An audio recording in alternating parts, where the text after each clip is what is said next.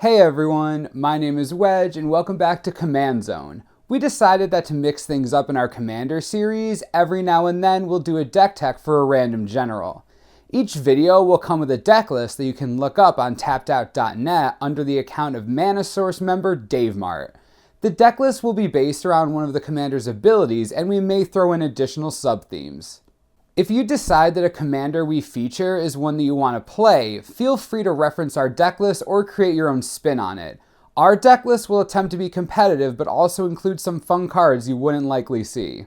Our first commander recently appeared in Dragon's Maze, Teysa, Envoy of Ghosts. Teysa is one of 6 characters to get a legendary creature card in both Ravnica blocks, and her cards are vastly different in form and functionality. While the original Teysa is more built for control, Envoy of Ghosts is capable of doing the work on its own while still allowing to be built around. Teysa itself is pretty powerful on her own. A 4/4 is average in terms of power and toughness, but it's the abilities that make this card a decent threat. Protection from creatures stands out as the format naturally is creature-oriented. Teysa is unblockable and will never lose to a creature in combat, discouraging players from attacking into her. The ability is even stronger when paired with Vigilance, allowing you to be aggressive and defensive at the same time. Don't get too in love with protection from creatures though, as Teysa is still vulnerable to removal, tuck, and shuffle effects. Basically, an opponent has to outrace Teysa with evasion if they want to be able to win. It's not like she can do anything about flyers anyway.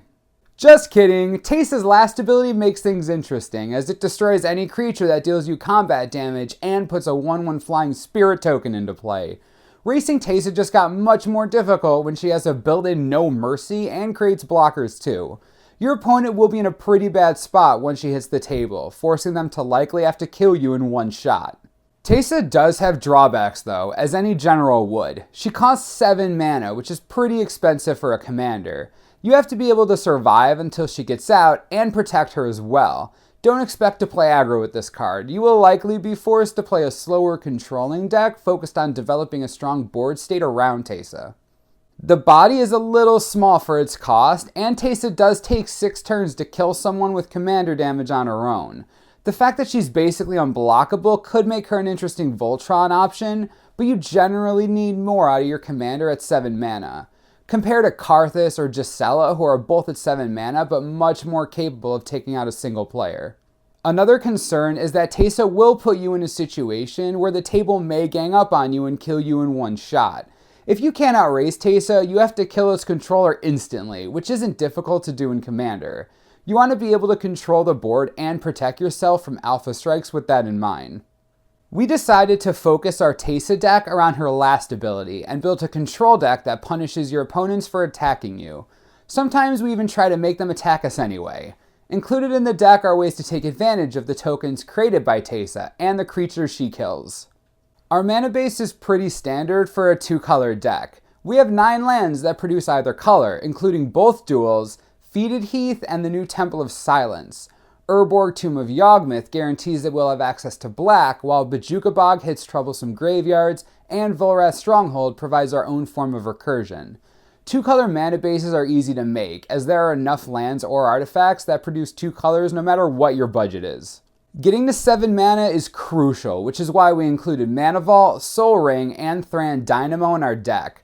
Between that and 37 lands, it won't be as difficult to recast Teysa.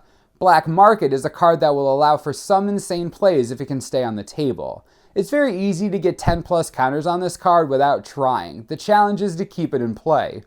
We want to discourage players from attacking us, which Teysa does well on her own. To help setting her up, No Mercy and Dread are included to keep players from pressuring you.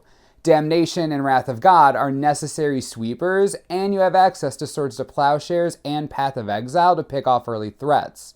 Vindicate is the best removal spell in the deck, as you can hit any permanent at a low cost of 3 mana. Tutors are necessary in a 100-card singleton deck, helping you set up your game plan or getting a crucial card when you need it most. Demonic and Vampiric Tutor are in, as well as Enlightened and Idyllic Tutor to grab a needed enchantment or artifact. Diabolic Intent is another tutor that can make good use of those spirit tokens Teysa creates, and Liliana Vest is potentially 2 tutors for 5 mana. The deck is light on card draw, making Phyrexian Arena even more of a crucial turn 3 play. Skull Clamp turns your Spirit Tokens, Bloodghast, or Nether Trader into 2 cards and gives you a solid early game strategy of returning Trader or Bloodghast to draw as many cards as possible.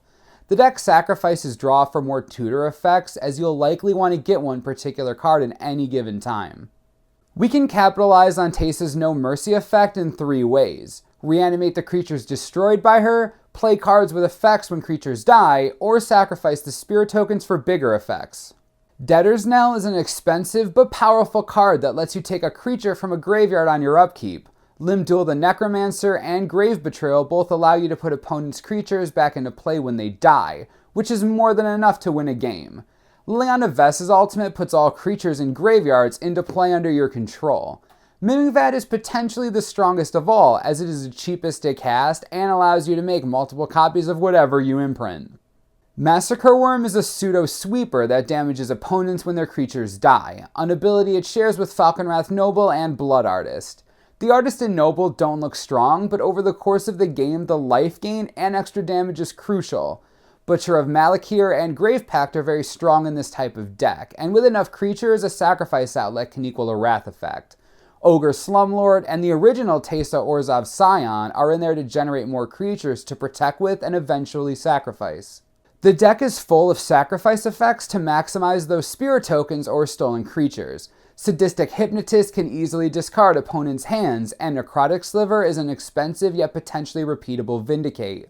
Having 9 sacrifice outlets ensures that you have access to 1 and enables a couple of combos in the process.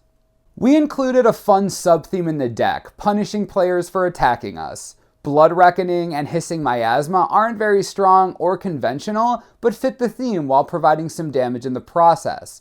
Righteous Cause does the opposite, gaining enough life to get us closer to our late game. If players don't want to attack you with these cards in play, drop Gideon Jura and force them to attack you. Gideon Jura made a name for itself by forcing creatures to attack and gets to do it again for an entirely different purpose. If your initial plan doesn't pan out, you can always run this out as a recursion-based combo deck. Some of the cards in the list are included as a backup plan in case Teysa can't stay in play or you need a way to win. The deck is certain to create some wacky board states and unconventional methods of winning. We hope you enjoyed our take on Teysa and decide to give her a spin. Also, if you would like us to feature a certain commander, let us know in the comments and we may give it a deck tech. As always, subscribe below for the latest and most reliable Magic the Gathering information you could ever need. This is the Mana Source, I'm Wedge, thanks for watching, we'll see you next time.